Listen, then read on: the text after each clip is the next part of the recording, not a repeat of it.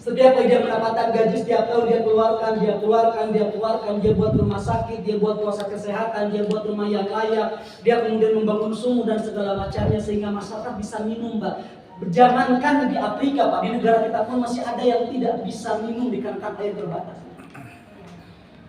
Makanya kata Rasulullah, salah satu sedekah yang dicintai itu adalah menyediakan tempat minum, Pak, membuat sumur. Hari ini Utsman bin Affan radhiyallahu anhu luar biasa. Kenapa? Karena ada investasi beliau yang sampai detik ini masih ada, masih kerasa sama kita. Dan itu kan nggak kebayang bagaimana mengalir pahalanya. Nggak kebayang itu mengalir pahalanya.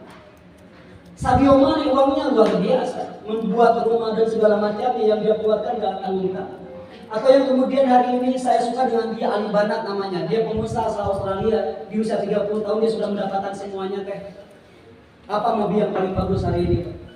Apa yang kemudian harta ini kita dapatkan? Dia mendapatkannya di usia 30 tahun. Dia menjadi seorang pengusaha yang kaya raya. Sultan lah kalau kita menyebutnya apa gitu.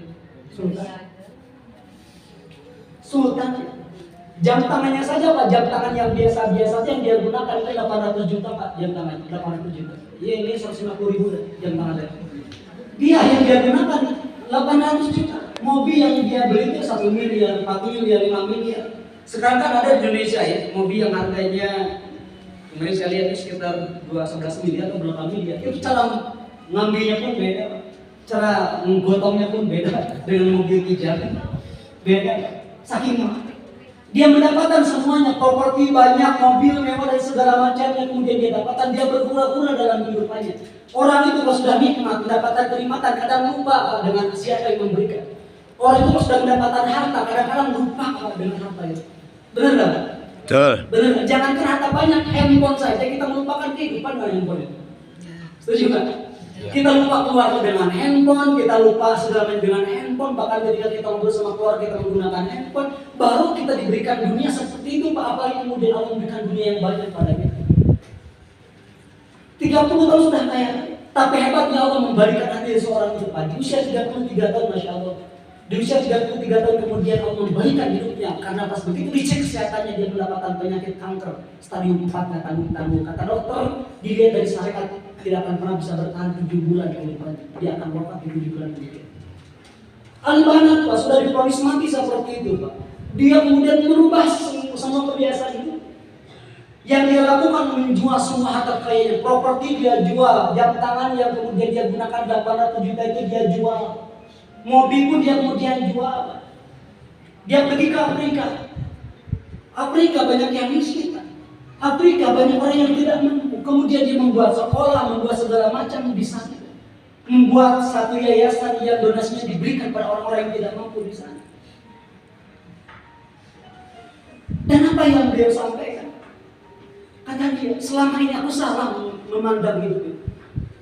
Kata dia, rumah yang bagus, mobil yang mewah, jam tangan yang harganya ratusan juta, tidak ada apa-apa yang dibandingkan dengan senyuman anak Afrika. Satu kali dia senyum kata dia, aku bahagia dibandingkan dengan harta yang aku dapatkan, aku miliki.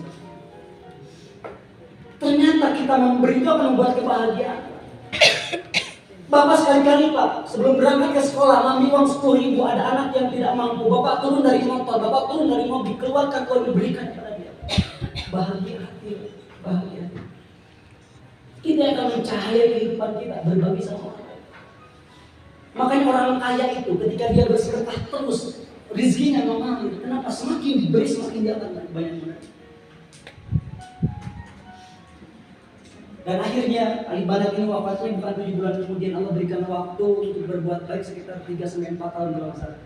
Baru kemudian Allah wafatkan dia supaya memberikan semua masih buat kita bahwa ternyata salah satu berbagi itu akan menyehatkan kita. Dan Allah kemudian dengan izin Allah memberikan waktu yang berbeda dengan kematian yang disampaikan sama dokter itu.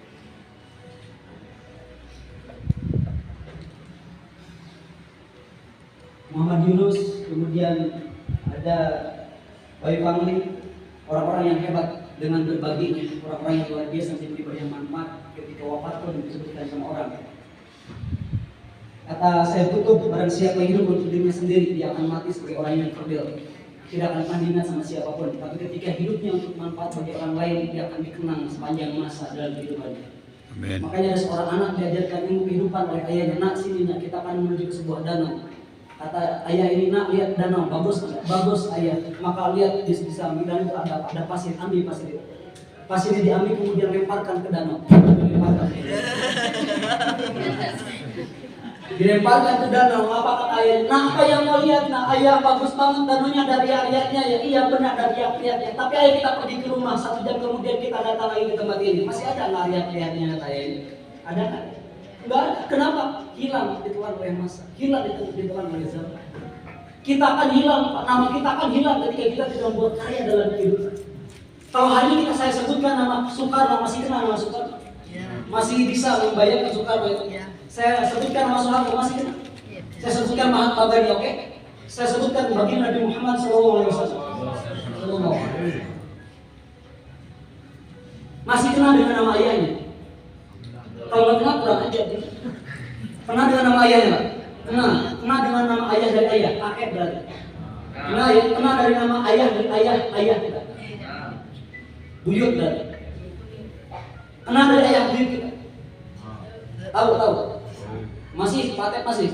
Luar biasa. Kenal dari ayah buyut kita. Masih. Sampai kenal dari ayah buyut kita. Masih, berarti sudah buyut. Kenal masih kenal, Pak? Luar biasa. Punya silsilah. Benar loh.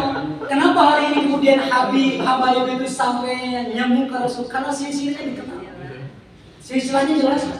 Kenapa silsilahnya jelas? Karena ada bukti yang otentik, bukti yang nyata. Makanya sampai kepada baginda Nabi Muhammad SAW. Hari ini kenapa ayah kita atau kakek kita atau bumi kita tidak dikenal? Karena boleh jadi bumi kita tidak mengukir sejarah dalam kehidupan. Termasuk saya, Pak. Kenapa saya tidak mengenal buyut? Saya dikarenakan tidak mengukir sejarah mungkin dalam kehidupannya. Makanya orang meninggal dunia itu, wafat meninggal dunia akan dikenal dengan 2 hal. 1 tentang kebaikan, 2 tentang keburukan. Kalau akan dikenal dengan 2 itu, maka kita mudah-mudahan dikenal dengan kebaikan-kebaikan yang kita lakukan. Amin. Kita lihat tonton terakhir, Bapak ya? Ayo.